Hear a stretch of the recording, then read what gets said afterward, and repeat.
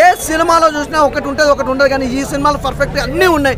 Heroine తోటి ఆ romance కానీ అసలు యాటిట్యూడ్ కానీ అసలు మనోడు ఆ ఫైట్ సీన్స్ కానీ ఆ యాక్షన్ కానీ ఎవ్రీథింగ్ ఈజ్ గుడ్. నిజంగా మనోడు డైలాగ్ డెలివరీ మాత్రం అల్టిమేట్ అడుగుంది. నాకు చూస్తున్నంత చెప్పి అలా చూసుకుంటూ ఉండిపోయినాం.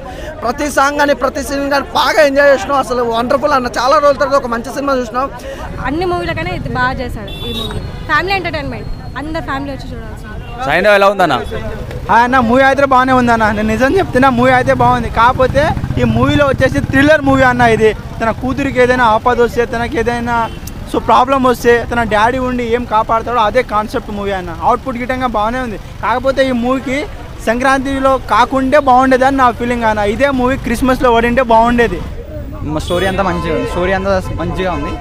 అలా నీట్గా వెళ్ళిపోతుంది. ఇది కూడా సాంగ్స్ కూడా డ్యాన్స్ సాంగ్స్ అన్నీ మంచిగా ఉన్నాయి. చాలా బాగా తీశాడు. రొటీన్గా కాకుండా డిఫరెంట్గా తీశాడు సినిమా. సో ఈ మూవీ వచ్చేసి ఫ్యామిలీ ఆడియన్స్ మాత్రం ఎక్కువ మటుకు చూడలేదన్న. అండ్ అదర్వైజ్ మూవీ నేను చెప్తా ఉన్నా, వెంకటేష్ మాత్రం ఇలాంటి స్టోరీ మాత్రం చేయకూడదు అన్న. నేను నిజం చెప్తా ఉన్నా, ఏదైనా ఫ్యామిలీకి కనెక్ట్ అయ్యే మూవీ తీయాలి వెంకటేష్ గారు. ఇలాంటి థ్రిల్లర్ మూవీ తీస్తే ఏం బాగుంటుంది, నిజంగానే బాగుంటుంది. థియేటర్స్లో మీరు చూసుకుంటే కూడా ఎక్కువ మటుకు జనాలే లేరు నిజం చెప్పాలంటే.